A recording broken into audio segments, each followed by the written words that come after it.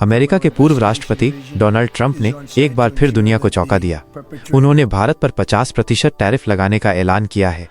सीधे शब्दों में कहें तो ये भारत के आर्थिक हितों पर एक खुली चोट है। भारत सरकार ने इस पर सख्त ऐतराज जताया है। विदेश मंत्रालय ने ट्रंप के फैसले को अनुचित, अन्यायपूर्ण और अस्वीकार्य करार दिया। सरकार ने कहा कि भारत जो भी करता है वो अपने 140 करोड़ नागरिकों के हित में करता है।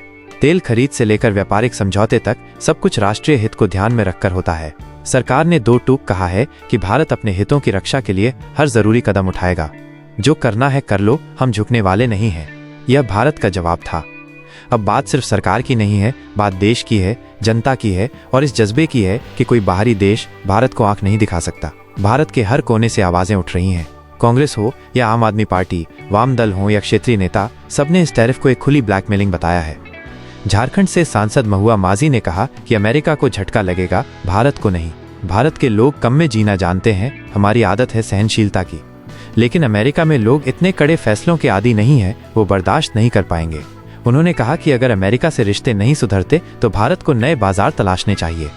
कोई भी देश इतना जरूरी नहीं कि उसके आगे हम अपने सम्मान को गिरवी रख दें। सांसद संतोष कुमार ने कहा कि अगर भारत अब भी चुप रहा तो दुनिया को यही लगेगा कि भारत कमजोर है, हमारी लीडरशिप सवालों के घेरे में आएगी। हमें इस मुद्दे पर खुलकर बहस करनी चाहिए और अमेरिका को उसकी भाषा में जवाब देना चाहिए। ट्रंप ने इस पूरे विवाद के बीच एक नया एग्जीक्यूटिव ऑर्डर भी साइन किया है, जिसके तहत भारत से अमेरिका भेजे जाने वाले सामानों पर मौजूदा 25% के अलावा और 25% शुल्क लगाया जाएगा, यानी कुल मिलाकर 50% टैरिफ। ये टैरिफ हर उस वस्तु पर लागू होगा जो भारत से अमेरिका जाती है, सिवाय स्टील, एल्यूमिनियम और दवाइयों के, जिन्हें पहले से अलग टैरिफ श्रेणी में रखा गया है। ट्रंप सरकार ने दो छूटें भी दी हैं। पहली ये कि जो सामान अमेरिका के लिए रवाना हो चुका है उस पर नया टैरिफ नहीं लगेगा, और दूसरी ये कि जो सामान 17 सितंबर की सुबह 12 बजे से पहले अमेरिका पहुंच गया है उसे भी छूट दी जाएगी। लेकिन असली सवाल ये है कि ट्रंप ये सब कर क्यों रहे हैं? क्यों भारत को बार बार निशाना बनाया जा रहा है? इस बीच एक और चौंकाने वाली खबर सामने आई है। पाकिस्तान के सेना प्रमुख जनरल आसिम मुनीर एक बार फिर अमेरिका रवाना हो गए हैं। 2 महीने में ये उनकी दूसरी यात्रा है। इस बार वो सेंटकॉम के नए कमांडर के शपथ ग्रहण समारोह में हिस्सा। इस बार जून में ट्रंप और मुनीर की 2 घंटे व्हाइट हाउस में मुलाकात हुई थी। इस मुलाकात में कोई पाकिस्तानी सिविलियन नेता शामिल नहीं था। एक फौजी जनरल को अकेले लंच पर बुलाया गया।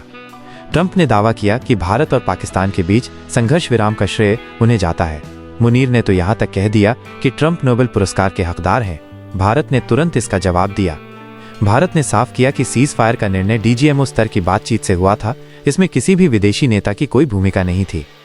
अब ट्रंप पाकिस्तान के साथ तेल समझौता भी कर चुके हैं, लेकिन पाकिस्तान पर भी 19% टैरिफ लगाया गया है।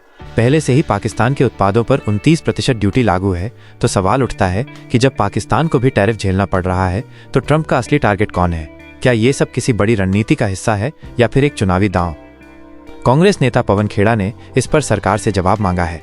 उन्होंने कहा कि ये अमेरिका की ब्लैकमेलिंग है, भारत को धमकी मिल रही है और हमारी सरकार चुप बैठी है। खेड़ा ने कहा कि पिछले 11 सालों में सरकार के विदेश दौरे देश हित के लिए नहीं बल्कि छवि चमकाने के लिए हुए हैं। उन्होंने कहा, हमें डर है कि कहीं कोई गुप्त डील न हो जाए जो भारत के राष्ट्रीय हितों को नुकसान पहुंचा दे। अब एक बड़ा सवाल ये है, क्या भारत सरकार को ट्रंप की धमकी का जवाब देना चाहिए? क्या अब वक्त नहीं आ गया कि भारत एक आत्मनिर्भर रास्ता अपनाए जहां हम किसी भी विदेशी दबाव में न झुकें? देश की जनता जवाब मांग रही है। व्यापारी से लेकर किसान तक, मजदूर से लेकर आईटी इंजीनियर तक, हर कोई पूछ रहा है कि ट्रंप कौन होता है हमें रोकने वाला। हमारे देश ने दुनिया को योग दिया, शांति का संदेश दिया, अहिंसा का रास्ता दिखाया और जब वक्त आया तो दुश्मनों को करारा जवाब भी दिया।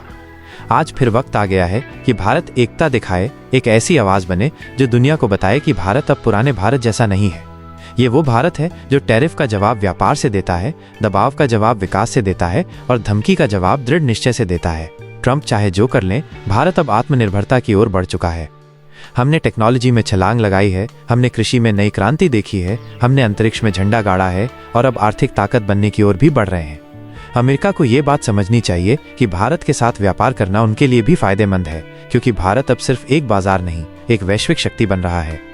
अगर अमेरिका अपने फैसले वापस नहीं लेता तो भारत को अपने व्यापारिक साझेदारों की दिशा बदलनी होगी, नए बाजार खोजने होंगे, नए दोस्त बनाने होंगे और दुनिया को दिखाना होगा कि भारत अकेले भी खड़ा हो सकता है। ये चुनौती है, लेकिन इसी चुनौती में छिपा है एक नया अवसर, आत्मनिर्भर बनने का, स्वदेशी को अपनाने का और अपनी ताकत खुद साबित करने का। आज हमें एक राजनीति से ऊपर उठकर पार्टी लाइन से बाहर निकलकर देश को सबसे ऊपर रखना होगा, क्योंकि जब सवाल देश के सम्मान का होता है तो कोई भी समझौता मंजूर नहीं होता। ट्रंप का टैरिफ भारत को झुका नहीं सकता, बल्कि भारत को और मजबूत बना सकता है। अगर हम मिलकर आगे बढ़ें तो कोई भी ताकत हमें रोक नहीं सकती। तो अब वक्त आ गया है कि भारत अपनी शांति की नीति के साथ साथ एक मजबूत आवाज भी बनाए, जो कह सके कि हम झुकेंगे नहीं, हम डरेंगे नहीं, हम आगे बढ़ेंगे और जो जवाब चाहिए वो जवाब भी देंगे।